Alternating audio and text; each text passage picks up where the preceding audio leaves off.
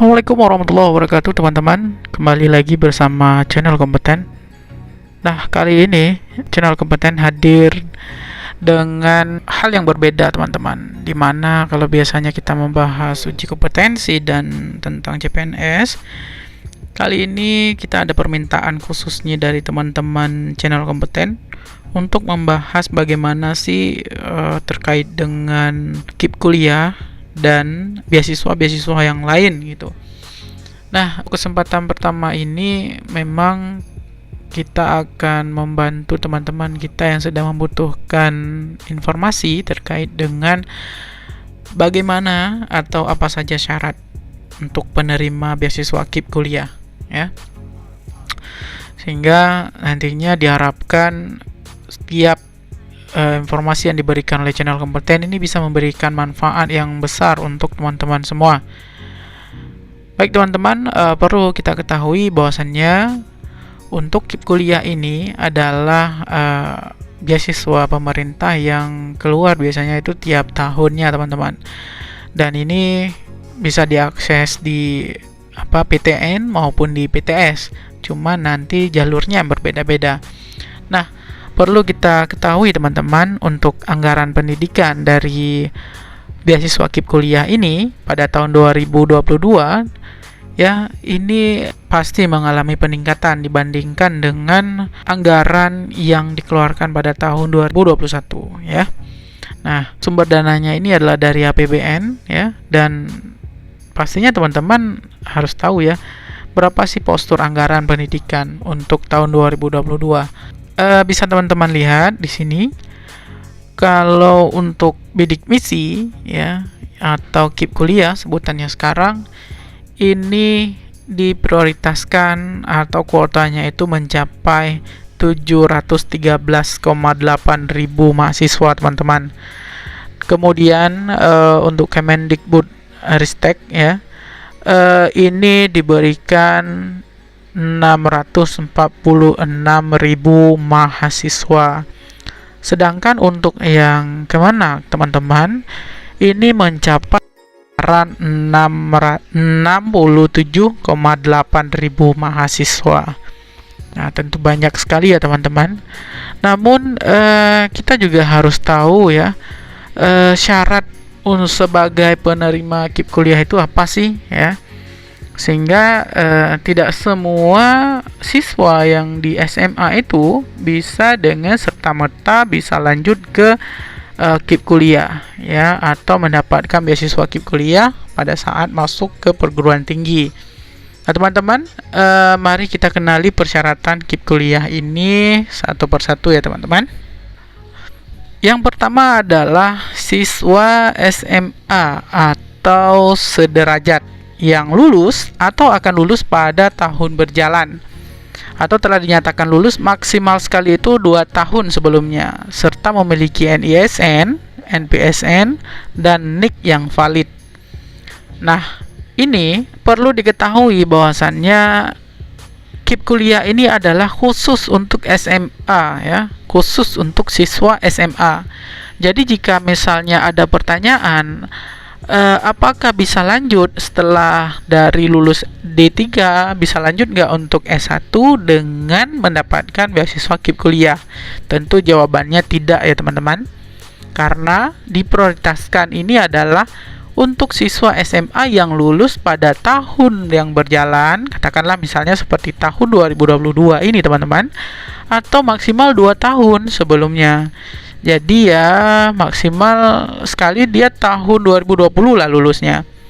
Jadi kalau misalnya lulus 2019 juga tidak bisa teman-teman, serta dia memiliki nomor induk siswa nasional dan nomor pokok sekolah nasional ya.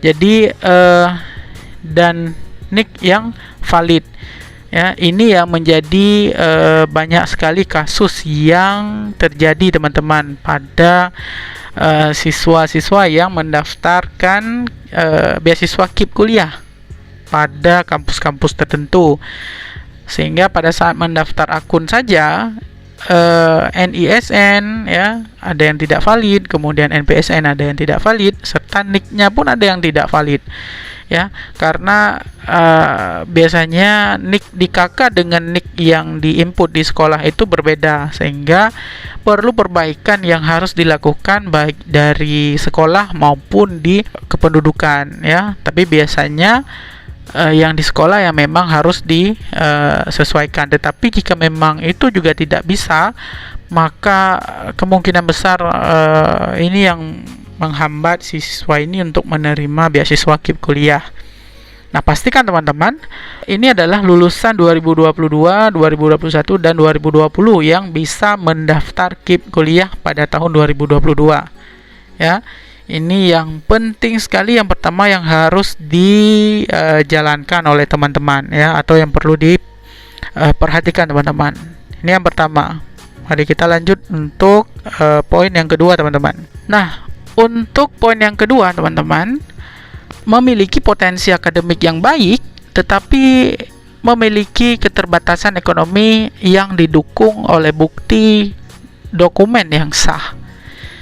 Nah teman-teman, yang perlu teman-teman ketahui, KIP kuliah ini adalah beasiswa untuk mahasiswa yang berprestasi, untuk siswa yang berprestasi ya, baik itu prestasi akademik ataupun non akademik, tetapi berasal dari keluarga yang kurang mampu ya.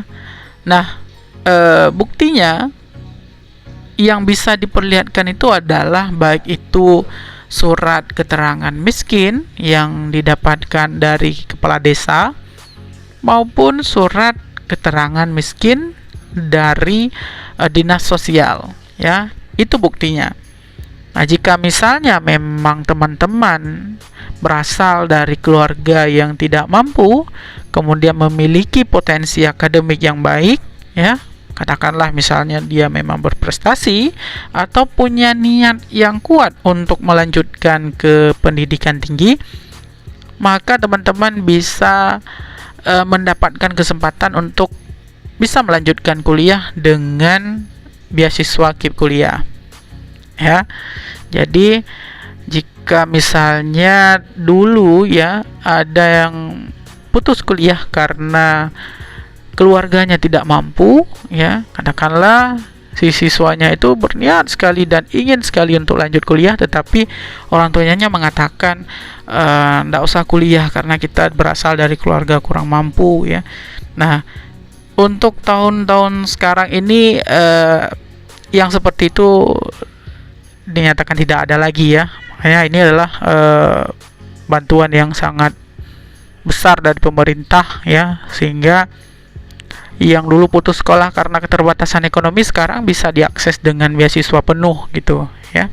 Pastikan teman-teman ini juga memiliki kriteria ini ya untuk bisa melanjutkan ke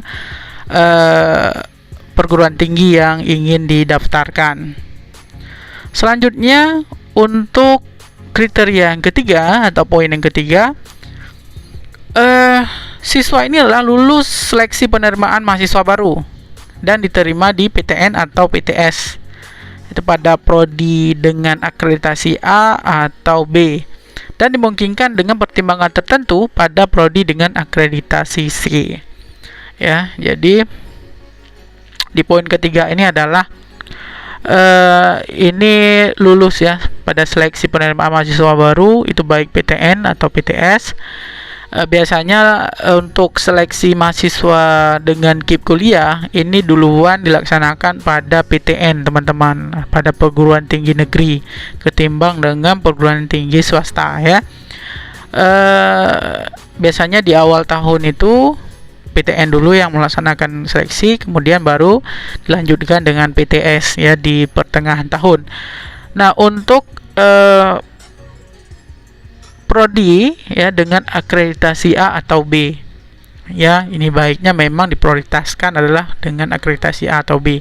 Tetapi di daerah-daerah tertentu, katakanlah di daerah yang terpencil kemudian punya kampus dengan akreditasi C, maka dimungkinkan dengan pertimbangan tertentu teman-teman ya. Jadi jangan juga berkecil hati bagi teman-teman yang ingin mendaftarkan KIP kuliah di prodi dengan akreditasi C. Kemungkinan juga bisa mendapatkan beasiswa KIP kuliah, namun dengan pertimbangan dari LLDikti di wilayah setempat. Nah, selanjutnya teman-teman, untuk poin yang keempat adalah belum pernah menerima KIP kuliah atau bidik misi di tahun sebelumnya. Nah, berarti siswa yang mendaftarkan KIP kuliah ini adalah bukan peserta KIP kuliah pada tahun sebelumnya. Jadi kalau misalnya sudah pernah mendaftarkan KIP kuliah, kemudian enggak lagi lanjut ya, kemudian tahun depannya itu mendaftarkan lagi, nah itu tidak bisa teman-teman. Tetapi katakanlah misalnya dia lulus tahun 2021, kemudian nggak kuliah karena alasan tertentu, dan di tahun 2022 dia mendaftarkan kembali, nah dengan akun KIP kuliah. Nah ini dibenarkan teman-teman ya. Namun katakanlah misalnya ada mahasiswa yang sudah pernah mendaftarkan di kampus tertentu, di kampus A misalnya, kemudian keluar nggak jadi kuliah lagi, selanjutnya di tahun berikutnya itu mendaftarkan di kampus B gitu dengan mendapatkan akun KIP kuliah, itu tidak bisa ya.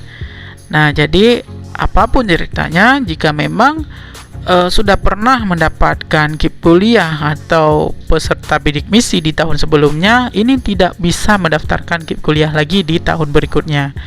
Nah, jadi sebagai syarat yang keempat itu adalah siswa ini memang belum pernah menerima KIP kuliah ya di tahun sebelumnya. Nah, seperti itu teman-teman. Kemudian kita lanjut untuk poin yang berikutnya.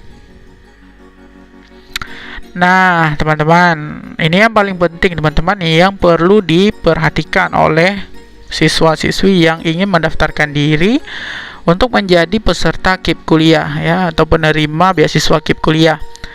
Yang kelima ini adalah mendaftarkan diri secara pribadi dan membuat akun di website kipkuliah.kemdikbud.go.id. Nah teman-teman, tidak hanya operator sekolah yang bisa mendaftarkan teman-teman untuk menjadi peserta KIP kuliah dengan mendapatkan akun KIP kuliah.